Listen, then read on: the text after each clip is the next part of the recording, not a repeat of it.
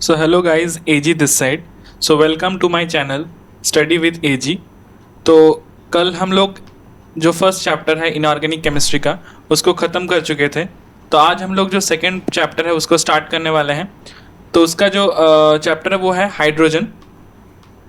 तो यहाँ पे हम लोग जो देखेंगे इसमें क्या क्या टॉपिक देखेंगे एक बार देख लेते हैं हम लोग ये चीज़ को कि इसमें जो फर्स्ट टॉपिक है वो है कि हाइड्रोजन का जो पोजीशन है पीरियोडिक टेबल में उसके बारे में कुछ इन्फॉर्मेशन दिया गया है कि उसको कहाँ पे रखना सही होगा। तो उसका जो जो मेरिट्स है, उसका जो जो मतलब एल्कली मेटल के साथ क्या क्या उसका सिमिलरिटी है, हैलोजन के क्या साथ क्या क्या सिमिलरिटी है, तो वो सारे कुछ हम लोग देखेंगे। सो यहाँ पे क्या दिया हुआ है कि hydrogen has the simplest atomic structure among all the elements around us in nature. So hydrogen जो है वो सबसे ज़्यादा क्या होता है, सिंपलेस्ट एटॉमिक स्ट्रक्चर वाला एक एलिमेंट होता है जो हमारे नेचर में मिलता है। अब ये जो हाइड्रोजन है उसमें एक प्रोटॉन होता है और एक इलेक्ट्रॉन होता है, उसमें कोई न्यूट्रॉन नहीं होता है।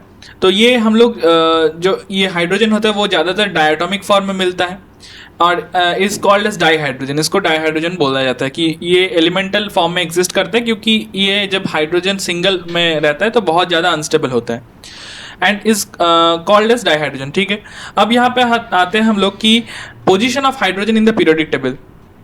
तो हाइड्रोजन क्या है, is the first element in the periodic table. तो पीरियोडिक टेबल में पहला जो एलिमेंट है वो हाइड्रोजन होता है। However its placement in the periodic table has been subject of discussion in the past. मतलब पास्ट में इसको लेके बहुत सारे डिस्कशन किया गया है। तो हम लोग इसको ऐसे मतलब स्टोरी के जैसा नहीं पढ़ते हैं, एक काम करते हैं जो जो इंपॉर्टेंट पॉइंट्स है उसको अच्छे से देख लेते हैं। तो जैसे कि हाइड्रोजन का जो इलेक्ट्रॉनिक कन्फिग्रेशन रहता है वो क्या रहता है, 1s1 रहता है। ठीक है, on one hand its electronic configuration is to the outer electronic configuration is ns1 जो alkali metal के साथ similar होता है, तो which belongs to the first group of the periodic table. तो एल्कली मेटल्स हम लोग को पता है कि वो फर्स्ट ग्रुप में बिलोंग करते हैं। लेकिन दूसरे साइड में क्या होता है कि हैलोजन का जैसे ns2np5 होता है इलेक्ट्रॉनिक कन्फिग्रेशन, वैसे ही 17th ग्रुप जो हैलोजन ग्रुप होता है तो वैसे ही इसका एक इलेक्ट्रॉन कम रहता है नोबेल गैस कन्फिग्रेशन होने के लिए। 1s2 जो हीलियम है उसका नोबेल गैस कन्फिग्रेशन होता है 1s2, तो इससे एक इलेक्ट्रॉन कम रहता है इसका। ना हम लोग देखेंगे कि क्या hydrogen therefore has resemblance to alkali metals. मतलब हाइड्रोजन का जो रिजेम्बलेंस रहता है वो एल्कली मेटल के साथ रहता है जो 1 इलेक्ट्रॉन लूज करके वो यूनिपॉजिटिव आयन बनाता है, और हैलोजन के साथ भी रहता है जो 1 इलेक्ट्रॉन गेन करके यूनि नेगेटिव आयन बनाता है। मतलब हाइड्रोजन दोनों जैसा परफॉर्म कर सकता है, H+ भी बना सकता है और H- भी बना सकता है। अगर आपको एग्जाम्पल देने को लिए कहे तो क्या कहेंगे, H+ तो हमेशा ही देखने को मिलता है, HCl आप देख लीजिए जितना भी है वहाँ पे H+ मिलेगा आपको। और H- कहाँ मिलता है, जब मेटल के साथ ये हाइड्रोजन बॉन्ड बनाता है, जैसे metal hydride, sodium hydride, lithium hydride, इसमें H- रहता है। ठीक है, सो यहाँ पे हम लोग देखेंगे कि like alkali metals hydrogen forms oxides, hydrogen oxides भी बनाता है, हैलाइड्स भी बनाता है, सल्फाइड्स भी बनाता है। ठीक है, ऑक्साइड्स H2O है एग्जाम्पल सबसे बढ़िया, हैलाइड्स में HCl है, HI है, HBr है, सारा कुछ है, बहुत ज़्यादा एसिडिक भी होता है वो सब, और सल्फाइड में H2S है, ये सारा कुछ तो है। ठीक है, अब हम लोग देखते हैं कि however unlike alkali metal it has very high ionization enthalpy. मतलब एल्कली मेटल का उतना ज़्यादा हाई आयनाइजेशन एंथैल्पी नहीं होता है, लेकिन इसका क्या होता है, बहुत ज़्यादा हाई आयनाइजेशन एंथैल्पी होता है and does not possess metallic character. मतलब इसका मेटालिक कैरेक्टर नहीं रहता है, मेटालिक कैरेक्टर इसका नहीं मिलता है अंडर नॉर्मल कंडीशन। ठीक है, तो in fact in terms of ionization enthalpy hydrogen resemble more with halogen. तो आयनाइजेशन एंथैल्पी के टर्म्स में देखेंगे तो ये ज्यादातर हाइड्रोजन किसको रिजेंबल करता है, हैलोजन को रिजेंबल करता है। जैसे कि लिथियम का जो आयनाइजेशन एंथैल्पी है वो 520 किलोजूल पर मोल है, और फ्लोरीन का जो है वो 1680 किलोजूल पर मोल है, मतलब 1680 किलोजूल पर मोल है। और हाइड्रोजन का जो है वो 1312 किलोजूल पर मोल है। मतलब ये ज़्यादातर सिमिलर किसके साथ है, ये फ्लोरीन के साथ ज़्यादा सिमिलर है। मतलब जितना वो लिथियम से मतलब डिफरेंस हो उससे बहुत कम डिफरेंस है फ्लोरीन के साथ, तो इसीलिए ये ज़्यादातर रिजेंबल करते हैं हैलोजन को in terms of ionization enthalpy. ठीक है, so like halogen it forms a diatomic molecule. मतलब हैलोजन के जैसा ये डायटोमिक मॉलिक्यूल बनाता है। जैसे हम लोग को पता है कि F2Cl2 Br2 I2 ये सारा कुछ बनता है, तो वैसे जैसा ही ये भी H2 बनाता है। ठीक है, और combines with elements to form hydrides and a large number of covalent compound. मतलब ये भी बहुत सारे कोवेलेंट कंपाउंड्स तो बनाते हैं, तो कोवेलेंट कंपाउंड्स तो बहुत सारे बनाते हैं जैसे कि हैलोजन बनाते हैं। However, in terms of reactivity is very low as compared to halogens। मतलब रिएक्टिविटी के टर्म्स में अगर हम लोग देखेंगे तो रिएक्टिविटी के टर्म्स में ये हैलोजन से बहुत कम लो रिएक्टिव है। मतलब however in terms of reactivity क्या है, it is very low compared to halogens। तो हैलोजन से बहुत कम रिएक्टिव है ये। ठीक है, तो ये मतलब बहुत ज़्यादा एक्सट्रीम केस हो गया।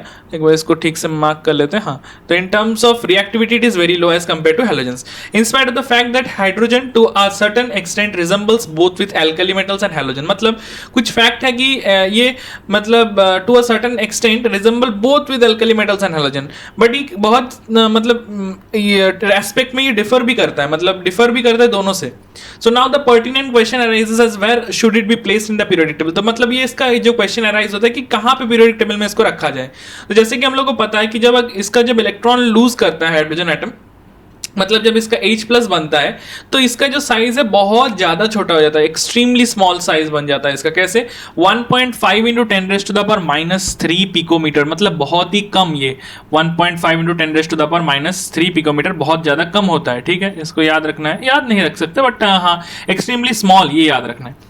Compare to atomic and ionic size of 50 to 200 picometre, जो 50 से 200 पिकोमीटर बाकी सारे जैसे एलिमेंट्स का होता है एटॉमिक और आयनिक साइजेस, तो इसके कंपैरिजन में बहुत ज्यादा स्मॉल है ये। ठीक है, as a consequence H+ does not exist freely. तो यहां से क्वेश्चन आ चुका है कि H+ जो है वो फ्रीली एग्जिस्ट नहीं कर सकता and is always associated with other atoms और मॉलिक्यूल। मतलब ये हमेशा क्या बना के रखता है, कोई कंपाउंड बना के रखता है। ठीक है, thus it is unique in behaviour and is therefore placed separately in the periodic table. मतलब इसको क्या करते हैं हम लोग, अलग से पीरियोडिक टेबल में हम लोग रखते हैं। जैसे कि हम लोग जब पढ़े थे पीरियोडिक टेबल, तो उसमें हम लोग एक जगह जो पीरियोडिक टेबल का पिक्चर देखे थे, आप जाके वहां पे फिर से देख सकते हैं कि वहां पे हम लोग देखे थे कि जो हाइड्रोजन है उसको बीच में रखा गया था, ना कि कोई मतलब एल्कली मेटल्स के ग्रुप में रखा गया था, ना हैलोजन का ग्रुप में रखा गया था। तो उसको कहां पे रखा गया था, उसको बीच में रखा गया था ताकि उसको डिफरेंशिएट कर सके हम लोग। ठीक है, और उसके बाद हम लोग देखते हैं कि आइए डाइहाइड्रोजन, जिसको हम लोग क्या कहते हैं, H2 कहते हैं, तो इसको हम लोग स्टडी करेंगे।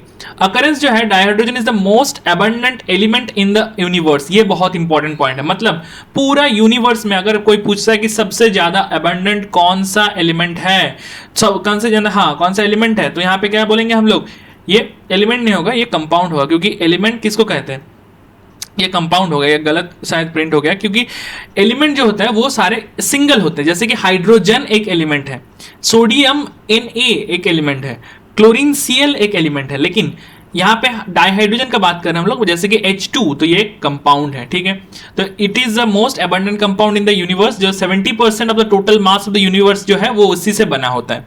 And is the principal element, ये किसके लिए प्रिंसिपल एलिमेंट है, सोलर एटमोस्फेयर के लिए, मतलब सोलर एटमोस्फेयर जो बनता है वो इसी से बनता है।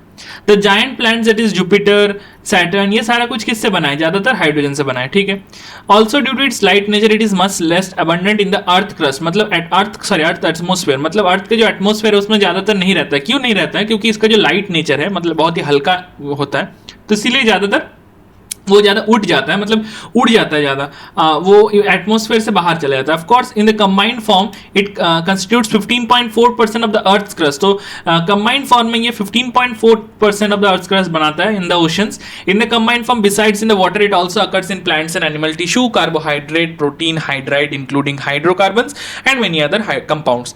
तो ये तो ठीक है, इसमें कोई बड़ी बात नहीं है। अब हम लोग आ जाते हैं आइसोटोप्स ऑफ हाइड्रोजन। तो यहाँ से आप लोग इसको हल्के में मत लीजिए, क्योंकि यहाँ से जेईई मेंस नीट बहुत बार क्वेश्चन पूछ चुका है यहाँ से। ठीक है, तो ये जो है हाइड्रोजन को जो 3 आइसोटोप्स रहता है, तो 3 आइसोटोप्स कौन सा रहता है, प्रोटियम 1H1, ड्यूटेरियम 1H2 और ट्रिटियम जो 1H3 होता है। तो प्रोटियम जो हम लोग अभी तक पढ़ गए हैं हाइड्रोजन को, जिसको समझ के हम लोग पढ़े, तो वो प्रोटियम है 1H1, जिसमें कोई भी न्यूक्लियाई नहीं होता, मतलब उसमें जो न्यूक्लियाई बोल रहे हैं, न्यूट्रॉन नहीं होता है कोई भी। ड्यूटेरियम में 1 न्यूट्रॉन होता है और ट्रिटियम में कितना होता है, 2 होता है। तो ये चीज हम लोग को समझ में आ गया, कोई बात नहीं है। अब can you guess how these isotopes differ from each other. तो हाँ, इसका जो मास नंबर है वो अलग है, तो आइसोटोप तो उसी को कहते हैं। This isotope differ from one another in respect of the presence of neutron. हाँ, न्यूट्रॉन का संख्या के लिए अलग अलग होता है। तो ऑर्डिनरी हाइड्रोजन जैसे प्रोटियम, तो उसके पास क्या रहता है, नो न्यूट्रॉन, कोई न्यूट्रॉन नहीं रहता। लेकिन ड्यूटेरियम के, जिसको हम लोग हेवी हाइड्रोजन से भी जानते हैं, उसके पास 1 रहता है, ट्रिटियम के पास 2 रहता है, अभी मैंने बताया। इन 1934 क्या हुआ था, American scientist Harold C Yuri, जो हैरोल्ड सी यूरी है, उसको नोबेल प्राइज मिला था, किसके लिए, हाइड्रोजन आइसोटोप ऑफ मास 2 को, मतलब ड्यूटेरियम को सेपरेट करने के लिए फिजिकल मेथड्स के साथ। इसीलिए उसको क्या मिला था, नोबेल प्राइज, उनको नोबेल प्राइज मिला था। The predominant form is protium. तो प्रीडोमिनेंट जो फॉर्म है वो क्या है, प्रोटियम है।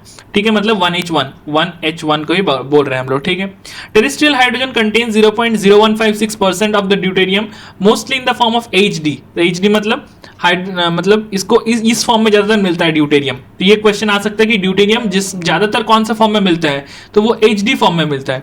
The tritium concentration is about 1 atom पर 10⁻18 एटम्स में, बहुत कम अमाउंट में रहता है। 10⁻18 एटम्स में एक शायद ट्रिटियम का मिले।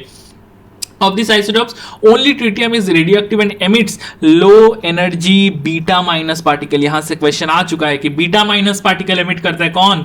ट्रिटियम। ठीक है, अब बीटा माइनस पार्टिकल को आप लोग याद रखिएगा। उसके साथ और एक चीज आप याद रखिए कि इसका जो टी हाफ है वो 12.33 ईयर्स है। इसको भी याद रखना है, बहुत इंपॉर्टेंट पॉइंट है। कैसे हम लोग याद रखेंगे? Low energy beta minus particle, तो मतलब बीटा माइनस ट्रिटियम, तो ऐसे याद रखिए बीटा माइनस ट्रिटियम। तो इसी को हम लोग ऐसे याद रखेंगे कि बीटा माइनस कौन देता है? ट्रिटियम देता है। ट्रिटियम देता है बीटा माइनस, तो इसको हम लोग याद रखेंगे। ठीक है, इसके बाद जो है ये है atomic and physical properties of hydrogen. तो atomic and physical properties of hydrogen क्या क्या है? हाइड्रोजन है, ड्यूटेरियम है, ट्रिटियम है, तो बहुत सारे, तो ये तो हम लोग स्टडी कर लिए अभी। तो इसका जो मतलब प्रॉपर्टीज है बहुत सारे, या relative abundance, relative atomic mass, melting point, boiling point, density, enthalpy of fusion, enthalpy of vaporization, enthalpy of bond dissociation, intermolecular distances, ionization enthalpy, electron gain enthalpy, covalent radius, ionic radius, ये सारा कुछ दिया हुआ है। सिर्फ एक चीज इसमें याद रखना है, यहाँ पे भी आप लोग देखिए जो रिलेटिव अबंडेंस है उसका ज्यादा है, इससे ज्यादा है इसका जो रिलेटिव मास, एटॉमिक मास है, इसका ज्यादा है, फिर इससे ज्यादा है। उसके बाद इसका मेल्टिंग पॉइंट ज्यादा है, उससे इसके ज्यादा है। फिर उसके बाद बॉइलिंग पॉइंट इसका ज्यादा है, फिर इससे उसका ज्यादा है। फिर उसके बाद डेंसिटी इसका ज्यादा है, फिर उससे भी इसका ज्यादा है। फिर उसके बाद एंथैल्पी ऑफ फ्यूजन जो है ये इसका ज्यादा है यहाँ से। अब इसके बाद ये जो है इसका भी ये ज्यादा है। एंथैल्पी ऑफ बॉन्ड डिसोसिएशन आपको देखने को मिलेगा, ये भी ज्यादा है इससे। इसका जो इंटरन्यूक्लियर डिस्टेंस है वो इक्वल रहता है, क्योंकि हाइड्रोजन और ड्यूटेरियम में इंटरन्यूक्लियर डिस्टेंस सेम रहता है। ये याद रखने का वाला पॉइंट है। ठीक है, कभी ऐसा क्वेश्चन आ सकता है किस में ज्यादा बॉन्ड लेंथ है? हाइड्रोजन में ज्यादा बॉन्ड लेंथ है या ड्यूटेरियम में ज्यादा बॉन्ड लेंथ है? तो आपको क्या बोलना है कि दोनों में सेम बॉन्ड लेंथ होता है। ठीक है, उसके बाद दिया हुआ है आयनाइजेशन एंथैल्पी इसका 1312, तो इसमें कंपैरिजन का बात ही नहीं आएगा। तो ये सारे कुछ सही है। मतलब एक चीज सिर्फ याद रखने की, रिलेटिव अबंडेंस छोड़ के बाकी सब चीज में ट्रिटियम ज्यादा, फिर ड्यूटेरियम, फिर हाइड्रोजन, इस बाकी तो यहाँ से तो इसका मतलब डिस्कशन ही नहीं किया गया, तो इसको छोड़ देना बस। ठीक है, याद रखना है।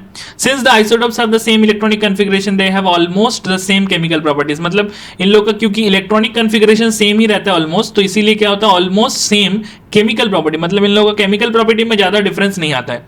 The only difference is in the rate of reaction, मतलब जो रेट ऑफ रिएक्शन है उसमें थोड़ा सा डिफरेंस आ जाता है। Mainly due to the different enthalpy of bond dissociation, मतलब एंथैल्पी ऑफ बॉन्ड डिसोसिएशन जो है वो अलग अलग होने के कारण। तो आप लोग ये देख चुके हैं यहाँ पे कि बॉन्ड एंथैल्पी जो है वो सबसे ज्यादा किसका है? ड्यूटेरियम का है, उससे ज्यादा मतलब उसके बाद हाइड्रोजन का आता है। तो बॉन्ड डिसोसिएशन 443.35 होता है किसका?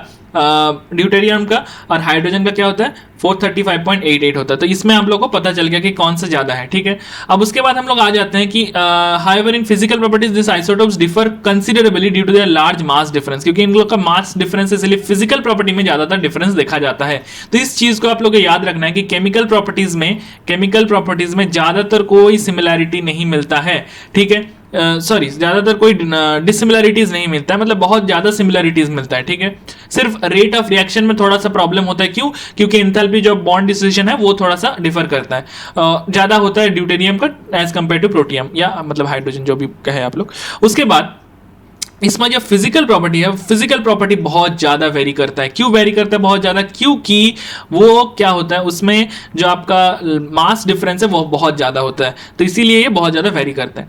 अब यहाँ पे हम लोग आ जाते हैं बहुत important part of this particular chapter की प्रिपरेशन ऑफ हाइड्रोजन, H2 को कैसे प्रिपेयर करें। तो इसका जो फर्स्ट मेथड है ये आपको याद रखना है, लेबोरेटरी मेथड। यहां से क्वेश्चन बहुत बार आ चुका है। तो इसको कैसे कर सकते हैं? कोई भी मेटल ले लेते हैं, अच्छा सा मेटल, जैसे कि जिंक को लिए हम लोग ग्रैन्युलेटेड लेंगे। ग्रैन्युलेटेड मतलब पूरा पाउडर्ड फॉर्म में लेंगे, सॉरी ग्रैन्यूल फॉर्म में लेंगे। ग्रैन्यूल मतलब दाना ऐसे करके दाना जिंक लेंगे। उसमें क्या करेंगे हम लोग? एसिड में उसको देंगे, तो डाइल्यूट हाइड्रोक्लोरिक एसिड दे सकते हैं हम लोग। तो यहां से जिंक 2+ निकलेगा और हाइड्रोजन H2 निकलेगा। ठीक है, तो जो हाइड्रोजन H2 है वो गैसियस फॉर्म में निकलेगा। ठीक है, अब इसके बाद जो नेक्स्ट प्रिपरेशन है ये क्या दिखा रहा है कि Zn प्लस NaOH जो है वो Na2ZnO2 सोडियम जिंकेट बना रहा है H2। मतलब यहां से एक चीज पता लग रहा है हम लोग को कि जिंक जो है वो एम्फोटेरिक मेटल है। एम्फोटेरिक मेटल मतलब क्या होता है कि जो एसिड के साथ भी रिएक्ट करे और जो बेस के साथ भी रिएक्ट करे, तो ये एम्फोटेरिक बन गया। ठीक है, तो ये एसिड है H+, और ये जो NaOH है वो बेस है। तो इसमें क्या फॉर्म होता है इसको याद रखना है, sodium zincate Na2ZnO2, sodium zincate, ठीक है, उसमें भी हाइड्रोजन गैस इवॉल्व आउट होता है, ठीक है, ये आ गया समझ में। अब आते हैं हम लोग कमर्शियल प्रोडक्शन ऑफ डाइहाइड्रोजन में। तो इसमें कमर्शियल प्रोडक्शन में क्या होता है, मतलब कमर्शियली जब प्रोड्यूस करते हैं तब हम लोग पैसा देखते हैं, मतलब कि जिसमें ज्यादा कॉस्ट एफिशिएंट हो उसको हम लोग यूज करते हैं। तो electrolysis of acidified water using platinum electrodes give hydrogen, मतलब अगर हम लोग कोई वाटर का इलेक्ट्रोलिसिस करे किसमें, इन ट्रेसेस ऑफ एसिड और बेस, मतलब थोड़ा सा एसिड बेस उसमें प्रेजेंस रहना चाहिए ताकि इलेक्ट्रोलिसिस बढ़िया से हो। और उसमें क्या यूज करेंगे हम लोग, प्लैटिनम इलेक्ट्रोड का यूज करेंगे, क्योंकि प्लैटिनम एक इनर्ट इलेक्ट्रोड होता है। तो जब आप लोग इलेक्ट्रोकेमिस्ट्री पढ़ोगे तो मतलब पढ़ तो चुके होगे अभी तक, तो इलेक्ट्रोकेमिस्ट्री में आप लोग देखे होंगे कि प्लैटिनम जो है वो इनर्ट इलेक्ट्रोड होता है, तो इसीलिए उसको यूज करते हैं हम लोग, ठीक है। 2H2 प्लस O2 रिलीज होता है। उसके बाद जो हाई प्योरिटी है 99.95% dihydrogen is obtained by electrolysing warm aqueous barium hydroxide, मतलब इलेक्ट्रोलाइजिंग क्या, warm aqueous barium hydroxide solution. Barium hydroxide solution किसको कहते हैं, BaOH होल ट्वाइस, जो बेरियम हाइड्रोक्साइड होते हैं, तो इसको हम लोग यूज करते हैं किसमें, निकेल इलेक्ट्रोड के यूज करते हैं, ठीक है, निकेल इलेक्ट्रोड को यूज करते हैं क्योंकि निकेल भी ऑलमोस्ट इनर्ट इलेक्ट्रोड होते हैं, तो इसको भी हम लोग यूज करते हैं। ये हाई प्योरिटी निकलता है। तो ये बहुत बार क्वेश्चन आ चुका है, जेईई मेंस में भी आ चुका है, नीट में भी आ चुका है, और यहाँ तक कि एडवांस में भी एक बार आ चुका है, ठीक है। तो dihydrogen is obtained by electrolysing warm aqueous barium hydroxide solution between nickel electrode, ठीक है। 99.95% प्योर होता है ये, ठीक है, उससे भी ज्यादा in fact. It is obtained as a by product in the manufacturing sodium hydroxide and chlorine, मतलब सोडियम हाइड्रोक्साइड और क्लोरीन का जब हम लोग मैन्युफैक्चरिंग करते हैं by the electrolysis of brine solution, मतलब ब्राइन सोल्यूशन में इसको जब हम लोग निकालते हैं तब इसको मिलता है हमें। During electrolysis the reaction takes place. तो एनोड में क्या होगा, एनोड में हमेशा क्या होता है, एनोड में हमेशा ऑक्सीडेशन होता है। तो लोन आपको याद है LOAN, मतलब लेफ्ट ऑक्सीडेशन एनोड नेगेटिव, मतलब ऑक्सीडेशन किस में होता है, एनोड में होता है। तो Cl माइनस क्या करेगा, यहाँ पे लॉस ऑफ इलेक्ट्रॉन होगा। तो लॉस ऑफ इलेक्ट्रॉन कैसे होगा, Cl2 बनेगा और 2 इलेक्ट्रॉन छोड़ेगा। और कैथोड में क्या रिएक्शन होगा, कैथोड में वाटर क्या लेगा, वाटर 2 इलेक्ट्रॉन गेन करेगा और H2 गैस बनाएगा और 2 OH माइनस बनाएगा। तो इसको जब हम लोग कंबाइन फॉर्म में लिखेंगे तो हम लोग को देखने को मिलेगा 2Na plus plus 2Cl minus plus 2H2O जो है उसको क्या आएगा, Cl2 plus H2 plus 2Na plus plus 2OH minus, मतलब यहाँ पे बनेगा Cl2 H2 और NaOH, ठीक है, ये समझ में आ गया, ओके। तो ये बहुत अच्छा इंपॉर्टेंट पार्ट है, इसमें H2 भी गैसियस फॉर्म में निकलता है, Cl2 भी गैसियस फॉर्म में निकलता है। उसके बाद जो आता है कि reaction of steam on hydrocarbon और कोक। हाइड्रोकार्बन या कोक में जब हम लोग स्टीम का रिएक्शन करते हैं हाई टेम्परेचर में, तब क्या होता है, प्रेजेंस ऑफ कैटलिस्ट में, तो यील्ड्स हाइड्रोजन, मतलब उसमें भी हम लोग को क्या मिलता है, हाइड्रोजन मिलता है। तो ये वाला आप देखिए CnH2n+2, ये एक एल्केन का फॉर्म लिखा हुआ है। तो एल्केन का फॉर्म में अगर हम लोग n मोल्स ऑफ वाटर को ऐड करते हैं 1270 केल्विन निकेल कैटलिस्ट के प्रेजेंस में, तो यहाँ पे NCO बनता है, तो ये कार्बन मोनोऑक्साइड बनता है और 2n+1 हाइड्रोजन बनता है, 2n+1 H2 बनता है। इसका एक एग्जांपल भी दिया हुआ है, आप लोग इसको टैली कर सकते हैं। जब n का वैल्यू 1 ले लोगे तो 2 + 2 4, तो ये CH4 बन गया। यहाँ पे n का वैल्यू 1 लिया तो इसको H2O लिखना पड़ेगा। यहाँ पे क्या लिखा हुआ है, यहाँ पे 1270 केल्विन लिखा हुआ है और ये निकल आया है फिर से, तो यहाँ पे क्या आएगा, n का वैल्यू 1 है तो CO आएगा, और 2 × n मतलब 2 × 1 + 1, तो मतलब ये 3 × H2 आ गया। मतलब इसको अगर आप लोग जनरल इक्वेशन को याद रखते हो तो ये वाले जितने भी रिएक्शन ऐसे दिया जाएगा, कोई भी एल्केन का फॉर्म में दिया जाएगा, तो आप लोग आराम से इसको लिख सकोगे। मतलब यहाँ पे क्या पूछता है कि number of moles of hydrogen कितना निकल रहा है, तो ऐसा टाइप का क्वेश्चन आता है, आपको डायरेक्ट याद रखना है कि 2n+1 मोल्स ऑफ हाइड्रोजन निकलता है। कितना मोल्स ऑफ वाटर यूज होता है, n moles of water use होता है, तो कितना मोल्स ऑफ CO निकलता है, वो भी n मोल्स, ठीक है। तो ये सारे कुछ आप लोग को आना चाहिए, ठीक है। उसके बाद क्या है, the mixture of CO and H2 is called as water gas. ये बहुत इंपॉर्टेंट है, CO और H2 को अगर मिक्स करेंगे तो क्या बनता है, वाटर गैस बनता है। As this mixture of CO and H2 is used for synthesis of methanol and a number of hydrocarbon, मतलब सिर्फ एक कंपाउंड नहीं, हाइड्रोकार्बन बनाने के लिए भी इसको यूज किया जाता है, इसीलिए इसको क्या कहते हैं हम लोग, इसीलिए इसको हम लोग क्या कहते हैं, सिन गैस भी कहते हैं या सिंथेसिस गैस भी कहते हैं। तो सिंथेसिस गैस को शॉर्ट में सिन गैस बोल देते हैं। नाउअडेज क्या होता है कि सिन गैस जो है वो प्रोड्यूस होता है सीवेज, सॉडस्ट, स्क्रैप वुड, इससे भी प्रोड्यूस होता है, newspaper etcetera. The process of producing syngas from coal is called as coal gasification reaction. तो इसको एक बार देख लेते हैं कि C + H2O जो है उसमें से अगर 1270 केल्विन मिलता है तो CO बनता है प्लस H2, तो CO + H2 ये बन जाएगा, ठीक है। अब इसके बाद हम लोग देखेंगे ये जो मिक्सचर है CO + H2, इसको हम लोग सिंथेसिस गैस या सिन गैस कहते हैं और इसको वाटर गैस भी कहते हैं, ठीक है।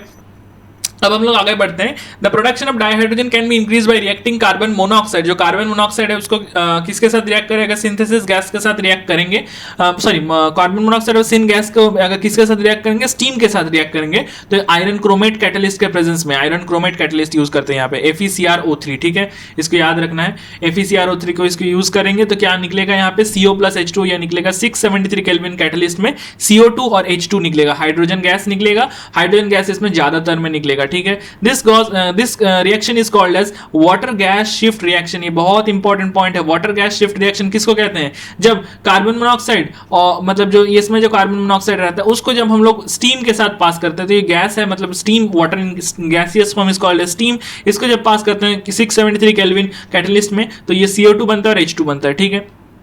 Carbon dioxide is remove by scrubbing with sodium arsenide solution. तो ये भी बहुत इंपॉर्टेंट पॉइंट है, इसमें से भी क्वेश्चन आ चुका है।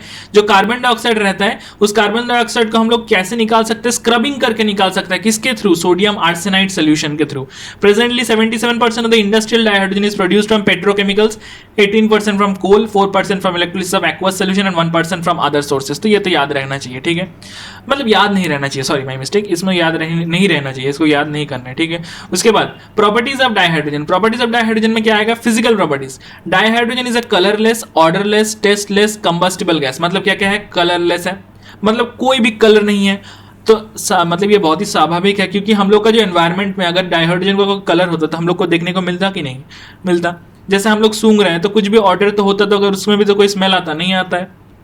टेस्ट भी नहीं है कि हम लोग ऐसे मतलब ये कर रहे हैं तो टेस्ट तो नहीं आ रहा है। और कंबस्टिबल गैस है, मतलब इसमें आग लग जाता है, ठीक है। It is lighter than air and insoluble in water. मतलब ये हवा से ज्यादा हल्का होता है, तो इसीलिए ज्यादातर ऊपर उठ जाता है। मतलब अर्थ के जो क्रस्ट है या अर्थ का जो एटमोस्फेयर है उसमें ज्यादातर इसको नहीं मिलता है, ठीक है। उसके बाद क्या है, इनसोल्यूबल इन वाटर, मतलब वाटर में भी ये इनसोल्यूबल होता है। Its other physical properties are along with those of deuterium are given. तो या तो हम लोग देख चुके थे उसमें टेबल में, यहाँ पे फिजिकल प्रॉपर्टीज जो दिया हुआ था टेबल में, ये टेबल फॉर्मेट में, तो ये तो हम लोग देख चुके हैं। और एक बार टेबल नीचे है, सॉरी ये वाला तो वो दूसरा टेबल था। इसके बाद यहाँ पे नीचे एक टेबल में दिया हुआ है, शायद दिया हुआ है, नहीं दिया हुआ है, तो ठीक है, कोई बात नहीं है, तो वो वाला टेबल में से ही शायद होगा। तो उसको चीज़ को उतना हम लोग ये नहीं देखते हैं, अभी यहाँ पे बाद में देखते हैं कि केमिकल प्रॉपर्टीज में क्या दिया हुआ है। तो केमिकल प्रॉपर्टीज में क्या दिया हुआ है कि the chemical behaviour of dihydrogen and for that matter any molecule is determined to a large extent by bond dissociation enthalpy. मतलब ऐसा नहीं कि हाइड्रोजन का केमिकल बिहेवियर, कोई भी मॉलिक्यूल का केमिकल बिहेवियर हम लोग कैसे निकालते हैं, हम लोग उसको बॉन्ड डिसोसिएशन एंथैल्पी के अकॉर्डिंगली निकालते हैं। मतलब the hydrogen bond dissociation enthalpy जो होता है वो हाईएस्ट होता है किसके लिए, सिंगल बॉन्ड के लिए between atoms of any element. मतलब the hydrogen bond enthalpy highest होता है किसके लिए, for a single bond. Single bond जो होता है उसके लिए हाइड्रोजन बॉन्ड डिसोसिएशन एंथैल्पी सबसे हाईएस्ट होता है between two atoms of any element. What interferences would you draw from this fact. इसमें से क्या इंटरफेरेंस हम लोग को समझ में आएगा। It is because of this factor that the dissociation of dihydrogen into its atom is only 0.081% around 2000 kelvin which increases to 95.5% at 5000 kelvin. मतलब ये 5000 केल्विन में क्या हो जाता है, 95.5%। मतलब इसमें जो डाइहाइड्रोजन का जो डिसोसिएशन है उसमें थोड़ा सा इंपॉर्टेंट फैक्टर प्ले करता है। अब also it is relatively inert at room temperature. मतलब रूम टेम्परेचर में क्या होता है, ज्यादातर इनर्ट होता है due to what, due to the high hydrogen bond enthalpy. Hydrogen bond enthalpy जो है वो हाईएस्ट है किसके लिए, सिंगल बॉन्ड के लिए। कोई भी एलिमेंट के लिए, कंपाउंड के लिए जो हाईएस्ट सिंगल बॉन्ड रहता है वो किसके लिए रहता है, हाइड्रोजन के लिए रहता है, ठीक है। तो इसीलिए क्या होता है, it is because of this fact that dissociation of dihydrogen into its atom is only 0.81% at 2000 kelvin. मतलब समझ सकते हो बहुत ज्यादा टेम्परेचर में। लेकिन जब हम लोग इसको 5000 केल्विन तक लेके चलाते हैं, मतलब डबल से भी 1000 केल्विन ज्यादा, तब उसमें 95.5% रिएक्टिविटी हो जाता है, डिसोसिएशन हो जाता है, ठीक है। अब हम लोग आते हैं, thus the atomic hydrogen is produced at a high temperature is an electric arc और under ultraviolet radiation। मतलब इलेक्ट्रिक आर्क या अल्ट्रावायलेट रेडिएशन में इसको मतलब हम लोग तैयार करते हैं, ठीक है। Since its orbital is incomplete with 1s electronic configuration, it does not combine with almost all it does combine, my mistake, it does combine with almost all elements। मतलब ये सारे एलिमेंट्स के साथ ज्यादातर कंबाइन हो जाते हैं। It accomplishes reaction by loss of only electron to give H plus, gain of an electron to form H minus and sharing electron to form a single covalent bond. मतलब ये सारा कुछ कर लेता है, इसमें कोई भेदभाव नहीं रहता है कि ये हाँ लॉस ऑफ इलेक्ट्रॉन भी करता है, गेन ऑफ इलेक्ट्रॉन भी करता है और शेयरिंग ऑफ इलेक्ट्रॉन भी करता है. तो chemistry of dihydrogen can be illustrated by the following reaction. तो पहली बात कि हैलोजन के साथ क्या रिएक्शन होता है, X2 के साथ रिएक्शन करके HX फॉर्म करता है. So while the reaction with fluorine occurs in even the dark, क्योंकि फ्लोरीन बहुत ज्यादा रिएक्टिव होता है तो वो डार्क में भी हो जाता है, लेकिन आयोडीन के साथ इसका कैटलिस्ट लगता है. ठीक है. अब उसके बाद रिएक्शन विद वाटर डाइऑक्सीजन के साथ वाटर बनता है. तो ये H2 प्लस O2 क्या होता है, कैटलिस्ट और हीटिंग करेंगे तो वाटर बनेगा. ठीक है. इसमें जो डेल्टा H ऑफ ये है एंथैल्पी है वो नेगेटिव होता है क्योंकि बहुत अमाउंट ऑफ हीट रिलीज होता है. तो ये एक्सोथर्मिक होता है, बहुत ज्यादा इसमें क्या होता है, हीट रिलीज होता है. ठीक है. अब इसके बाद हम लोग देखते हैं कि रिएक्शन विद डाइनाइट्रोजन, इसको रिएक्शन को हम लोग 3H2 प्लस N2 जो रिएक्शन होता है गैसियस दोनों को 673 केल्विन और 200 atm प्रेशर, इसको क्या बोलते हैं हम लोग 2NH3 बोलते हैं इसको. This is the method for the manufacturing of ammonia bye Haber's process. इसको क्या कहते हैं, हेबर्स प्रोसेस कहा जाता है. ठीक है. इसमें वैसे बहुत इंपॉर्टेंट क्वेश्चन हम लोग जब पी ब्लॉक पढ़ेंगे तब हम लोग को अमोनिया सिंथेसिस, अमोनिया का जो फॉर्मेशन रिएक्शन है उसमें हम लोग देखेंगे इसको हेबर्स प्रोसेस में और डिटेल में.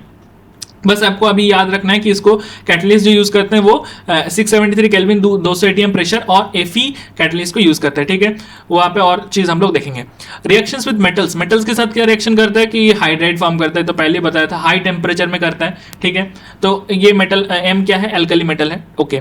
अब इसके बाद reaction with metal ions and metal oxides. तो मेटल आयंस जैसे कि H2 plus PD two plus कोई मेटल आयन होगा शायद, तो उसके बाद PD और इसके साथ 2H प्लस और YH2 प्लस MXOY मतलब कोई भी ऑक्साइड होगा मेटल का तो यहाँ से XM प्लस YH2 होगा. ठीक है. It reduces some metal ions in aqueous solution and oxides of metals less active than iron into corresponding metals. Reaction with organic compounds मतलब ऑर्गेनिक कंपाउंड्स के साथ कुछ भी रिएक्शन हो तो it reacts with many organic compounds in the presence of catalyst to give useful hydrogenated products of commercial importance. मतलब commercial importance का जो प्रोडक्ट है उसको ये लोग ऑर्गेनिक कंपाउंड के साथ रिएक्शन करके बनाता है. जैसे कि hydrogenation of vegetable oils using nickel क्या बनाते हैं कैटलिस्ट, एडिबल फैट्स, मार्गराइन एंड वनस्पति घी. ठीक है.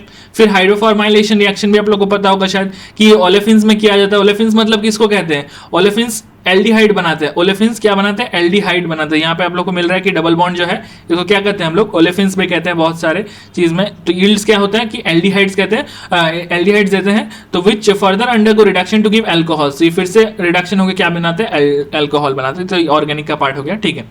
अब इसके बाद हम लोग देखते हैं कि कमेंट, एक प्रॉब्लम दिया हुआ है, comment on the reaction of dihydrogen with chlorine sodium and copper 2 oxide. तो बहुत ही आसान बात है. क्लोरीन के साथ कैसे डाइहाइड्रोजन रिएक्ट करेगा, ये H और Cl के साथ रिएक्ट करके HCl बनाएगा. ठीक है. फिर उसके बाद सोडियम के साथ क्या बनाएगा, NaH बनाएगा मतलब सोडियम हाइड्राइड बनाएगा. और उसके बाद क्या बनाएगा, कॉपर के साथ, ये कॉपर के साथ does reduces copper 2 oxides to copper in zero oxidation state and itself get reduced to water. मतलब इसका जो रिएक्शन है बहुत इंपॉर्टेंट है. कॉपर 2 ऑक्साइड का क्या होगा फॉर्मूला, ये वाला हम नीचे लिखते हैं कि H2 प्लस CuO अगर मिला हमको कॉपर ऑक्साइड तो इसको रिएक्शन होकर क्या मिलेगा, इसका रिएक्शन होगा कॉपर मिलेगा सिर्फ और इसको H2O बना लेगा. मतलब ये बहुत इंपॉर्टेंट रिएक्शन है. कॉपर जीरो ऑक्सीडेशन स्टेट में चला जाएगा. ठीक है. ये बहुत इंपॉर्टेंट पार्ट है. जैसे कि ये वाला रिएक्शन का एग्जांपल दिया था वही ये हम लोग देखें ना अभी YH2 plus MXOY gives XM plus YH2 तो वही है यहाँ पर. ठीक है. उसके बाद यूजेस ऑफ डाइहाइड्रोजन. तो डाइहाइड्रोजन का यूज क्या क्या है, तो largest single use of dihydrogen is in the synthesis of ammonia. तो अमोनिया बहुत इंपॉर्टेंट मैन्युफैक्चरिंग कंपाउंड है कि उसको नाइट्रिक एसिड बनने में काम आता है, नाइट्रोजनस फर्टिलाइजर्स बनने में काम आता है. तो इसको प्रोड्यूस करने में कौन काम आता है, डाइहाइड्रोजन. ठीक है. फिर उसके बाद क्या आ जाता है, उसके बाद आ जाता है dihydrogen is used in the manufacture of vanaspati fat by the hydrogenation of what, polyunsaturated vegetable oils like soybean, cotton seed. इससे हम लोग को वनस्पति फैट बनाने में भी काम में आता है. फिर उसके बाद इसको मिथानॉल प्रोड्यूस में काम में आता है जिसके लिए उसको हम लोग क्या कहते हैं, सिन गैस कहते हैं. तो CO प्लस 2H2 जिसको हम लोग क्या कहते हैं, सिन गैस या सिंथेसिस गैस. ठीक है. सिन गैस इसको क्या करते हैं, कोबाल्ट कैटलिस्ट यूज करते हैं. यहाँ से क्वेश्चन आ सकता है, मुझे लगता है कि यहाँ से क्वेश्चन आ सकता है. कोबाल्ट कैटलिस्ट को अगर यूज करते हैं तो यहाँ पे CH3OH बनेगा. ठीक है. It is widely use for the manufacturing of metal hydride. मतलब मेटल हाइड्राइड में इसको मैन्युफैक्चरिंग में भी बहुत काम में आता है. It is use for the preparation of metal hydride. किस काम के लिए आता है पता है आपको, ये रिड्यूसिंग एजेंट के काम में आता है. ठीक है. It is use for the preparation of hydrogen chloride HCl useful chemical. ये जो HCl है वो भी बहुत यूजफुल केमिकल है। मेटलर्जी में भी इसको काम में आता है, किसके लिए, रिड्यूस करने के लिए हेवी मेटल ऑक्साइड्स को मेटल में। फिर एटॉमिक हाइड्रोजन में किस में काम में आता है, ऑक्सी हाइड्रोजन टॉर्चेज में काम में आता है, जहां पे हम लोग कटिंग वेल्डिंग के पर्पस में इसको यूज करते हैं। Atomic hydrogen atoms produces by distillation of dihydrogen with the help of electric are allowed to recombine on the surface to be welded, तो जनरेट टेम्परेचर अबाउट 4000 केल्विन, तो बहुत ज्यादा temperature ये जनरेट करता है। उसके बाद क्या है, it is used as rocket fuel, rocket fuel में भी यूज किया जाता है। और डाइहाइड्रोजन जो यूज रहता है is fuel cells for generating electrical energy, मतलब ये अभी फ्यूल सेल में भी यूज होना शुरू हो गया है। मतलब ये आपको कहां पे मिलेगा, ये इलेक्ट्रोकेमिस्ट्री जब आप पढ़ोगे, इलेक्ट्रोकेमिस्ट्री में आप लोग को मिलेगा यहाँ पे फ्यूल सेल के पूरा एक पैराग्राफ दिया हुआ अच्छा से। It is many advantages over the conventional fossil fuels and electric power, it does not produce any pollution and releases greater energy per unit mass of the fuel in comparison to gasoline and other fuels, ठीक है, मतलब बहुत ज्यादा amount में energy release करता है। उसके बाद हम लोग आ जाते हैं नेक्स्ट टॉपिक जो है हाइड्राइड्स। तो डाइहाइड्रोजन जो अंडर सर्टेन रिएक्शन कंडीशंस क्या बनाता है, कंबाइन करता है with almost all elements except noble gas, noble gas को छोड़ के बाकी ऑलमोस्ट सारे एलिमेंट के साथ ये कंबाइन कर लेता है तो form binary compounds called hydrides. तो जैसे कि हम लोग को देखने को मिलता है कि it is the symbol of elements, then hydride can be express as EHX, तो ये MgH2 भी होता है, EMN मतलब B2H6 जो होता है वो भी होता है। तो hydrides are classified into 3 categories, तो एक होता है आयनिक जो सलाइन भी कहा जाता है, उसको सॉल्ट लाइक हाइड्राइड्स भी कहा जाता है, और एक है कोवेलेंट जिसको हम लोग कोवेलेंट या मॉलिक्यूलर हाइड्राइड्स कहते हैं, और एक है मेटालिक जिसको हम लोग नॉन स्टोइकियोमेट्रिक हाइड्राइड्स भी कहते हैं। तो आयनिक और सलाइन हाइड्राइड्स जो है उसको हम लोग देख लेते हैं। This are also called as, there are stoichiometric compounds of dihydrogen formed with most of the S block elements which are highly electropositive in character, मतलब जो हाईली इलेक्ट्रोपॉजिटिव कैरेक्टर में होते हैं उसके साथ ज्यादातर फॉर्म करते हैं। Significant covalent character is found in lighter metal hydride जैसे कि lithium hydride, beryllium hydride, MgH2। तो यहां से क्वेश्चन आता है कि जिसमें कोवेलेंट कैरेक्टर थोड़ा बहुत क्या बहुत अच्छा अमाउंट में, सिग्निफिकेंट अमाउंट में पाया जाता है, किसको कहते हैं, लिथियम हाइड्राइड, बेरिलियम हाइड्राइड और MgH2। In fact BeH2 and MgH2 are polymeric in nature, इसको हम लोग क्या कहते हैं, पॉलीमेरिक नेचर में होता है ये सब, मतलब इसको मतलब ये पॉलीमर्स फॉर्म करते हैं। Okay, the ionic hydrides are crystalline, ionic hydride जो होता है वो क्रिस्टलाइन होता है, नॉन वोलेटाइल होता है, नॉन कंडक्टिंग होता है सॉलिड स्टेट में, ठीक है। However their melts conduct electricity and electrolysis liberate dihydrogen gas at anode which confirms the existence of H- ion. तो H- मेल्ट को अगर एनोड में रखेंगे H2+2 इलेक्ट्रॉन बनेगा।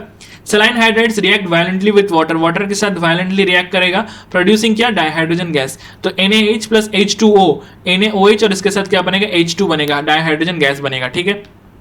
इसके बाद हम लोग क्या देखेंगे, lithium hydride is rather unreactive eight moderate temperature, मतलब ये जो है मॉडरेट टेम्परेचर में ज्यादा रिएक्ट नहीं करता है विद O2 या Cl2, O2 और Cl2 से ज्यादा रिएक्ट नहीं करता लिथियम हाइड्राइड, ठीक है। But it is useful for preparation of other hydride, जैसे लिथियम हाइड्राइड प्लस Al2Cl6 बनाएंगे तो लिथियम एल्यूमिनियम हाइड्राइड बनेगा, LiAlH4 और LiCl बनेगा। सिमिलरली B2H6 के साथ रिएक्ट करेंगे तो LiBH4 बनेगा, ठीक है। ओके, और NaBH4 भी बन सकता है, जो सोडियम बोरोहाइड्रेट होता है वो भी बन सकता है, ठीक है। उसके बाद हम लोग आ जाते हैं कोवेलेंट मॉलिक्यूलर हाइड्राइड। इसमें क्या होता है, जिसमें P ब्लॉक एलिमेंट्स को हम लोग कंसीडर करते हैं। मोस्ट फेमिलियर एग्जांपल है CH4 NH3 and H2O and HF, ठीक है। Okay, for a convenience of hydrogen compounds of non metals have also been considered as hydride, तो इसको हाइड्राइड बोला जाता है क्योंकि being covalent they are volatile compound. ये क्या होता है, वोलेटाइल होता है, ठीक है। Electron deficient, electron precise, electron rich, ये 3 टाइप के यहाँ पे हम लोग को मिलते हैं। तो electron deficient hydride as the name suggest has too few electrons, ये बहुत कम इलेक्ट्रॉन्स इसमें होते हैं for writing its conventional Lewis structure, ठीक है। Diborane B2H6 is an example. In fact, all elements of group 13 will form electron deficient compound, मतलब ज्यादातर जो ग्रुप 13 के एलिमेंट है वो सारे कुछ क्या बनाएंगे, इलेक्ट्रॉन डेफिशिएंट कंपाउंड बनाएंगे। So what do you expect from the behaviour, yes, Lewis acid बनेंगे वो, क्योंकि उसमें वेकेंट ऑर्बिटल है जहां पे वो लोग इलेक्ट्रॉन को एक्सेप्ट कर सकते हैं, मतलब वो क्या है, इलेक्ट्रॉन एक्सेप्टर है, मतलब वो क्या है, ल्यूइस एसिड है, ठीक है। इलेक्ट्रॉन प्रिसाइज है कौन सा है, ग्रुप 14 वाले जो है इलेक्ट्रॉन प्रिसाइज है, क्योंकि उनमें जितना इलेक्ट्रॉन रहना चाहिए उतना ही है, तो इनका जो ज्योमेट्री जो होता है वो होता है टेट्राहेड्रल इन ज्योमेट्री, ठीक है। फिर जो होता है इलेक्ट्रॉन रीच, इलेक्ट्रॉन रीच को किसको कहा जाता है, जिसका एक्सेस इलेक्ट्रॉन है, जैसे 15 से 17 वाले हैं उनके पास एक्सेस इलेक्ट्रॉन है, जैसे NH3 के पास एक लोन पेयर है, वाटर के पास 2 लोन पेयर है, HF के पास 3 लोन पेयर है। तो इसके साथ क्या आप एक्सपेक्ट कर सकते हैं, what behaviour can you expect from them, that is Lewis base, that is electron donor, the presence of lone pair on highly electronegative atom like NOF in hydride results in hydrogen bond formation between the molecule, this lead to the association of molecule, मतलब ये क्या करता है, association of molecule form करता है। तो यहाँ पे एक प्रॉब्लम जो है वो हम लोग देख लेते हैं. What do you expect? The hydrides of nitrogen, oxygen, fluorine to have lower boiling points than the hydrides of the subsequent group members. Give reason. तो यहाँ पे होता है कि on the basis of molecular masses of NH3, H2 and HF, their boiling points are expected to be lower than those of subsequent group members. But however, due to higher electronegativity of nitrogen, oxygen, fluorine, the magnitude of hydrogen bonding in their hydrides will be quite appreciable. Hence, the boiling point NH3, H2 and HF will be higher than the hydrides of the subsequent group members. ठीक है. उसके बाद हम लोग देख लेते हैं metallic और नॉन स्टोइकियोमेट्रिक हाइड्राइड, जिसको हम लोग इंटरस्टिशियल हाइड्राइड्स भी कहते हैं. जो डीएनए ब्लॉक एलिमेंट्स होते हैं तो वो ज्यादातर ये फॉर्म करते हैं. However the metals of group 7, 8 and 9 do not form hydride. Even from group 6, only chromium from CrH. These hydrides conduct heat. मतलब ये एक बहुत इंपॉर्टेंट पॉइंट है. 7, 8, 9 इस फॉर्म नहीं करते, इसको हम लोग कहते हैं हाइड्राइड गैप. ठीक है, यहाँ पे 7, 8, 9 जो है वो हाइड्राइड नहीं फॉर्म करता है. 6 में सिर्फ CrH बनता है, मतलब क्रोमियम से बनाता है. Electricity do not as efficiently as their parent metals do. Unlike saline hydrides, they are almost always non stoichiometric, being deficient in hydrogen. For example LaH, YbH 2.55, TiH 1.5, 1.8, zirconium hydride, ये सारा कुछ क्या होता है? Non stoichiometric होता है. मतलब इसका जो लॉ ऑफ कांस्टेंट कंपोजिशन होता है वो फॉलो नहीं होता है. Does not hold good. Earlier it was thought that in these hydrides hydrogen occupies interstices in the metal lattice, producing distortion without any change in its type. But अभी क्या देखा गया? Consequently they were terminated as interstitial hydride.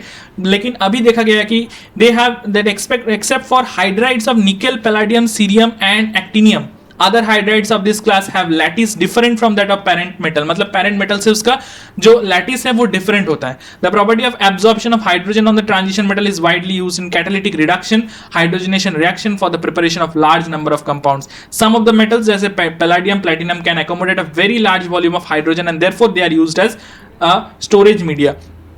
Hydrogen storage और source of energy के form में use करते हैं. फिर क्या प्रॉब्लम एक देखते हैं. Can phosphorus with outer electronic configuration 3s2 3p3 form pH5? ये क्या फॉर्म कर सकते हैं? तो although phosphorus exhibit +3 and +5 oxidation state, it can not form pH5 beside some other consideration. High delta A activation value of dihydrogen and delta electron gain enthalpy value of hydrogen do not favour to exhibit the highest oxidation state of phosphorus and consequently the formation of pH5. तो ये जो होता है इसको आपको भी समझ में आ गया होगा कि +3 +5 दोनों ऑक्सीडेशन स्टेट शो करता है, लेकिन it can not form pH5. क्यों? Beside some other consideration, high delta H activation value of dihydrogen and delta electron gain enthalpy value of hydrogen do not favour to exhibit the highest oxidation state of phosphorus. मतलब फॉस्फोरस का जो highest oxidation state है उसको show नहीं करने देता है. तो इसके बाद हम लोग का जो नेक्स्ट पार्ट है वो वाटर, वो हम लोग नेक्स्ट वीडियो में कवर करेंगे. तो आई थिंक कि यहाँ तक आप लोग को समझ में आ गया होगा. तो एक बार पहले से एक बार रिवाइज कर लीजिए आप लोग अच्छे से, फिर हम लोग नेक्स्ट वीडियो के पार्ट में यहाँ पे मतलब उस चैप्टर को, इस चैप्टर को कंप्लीट कर लेंगे.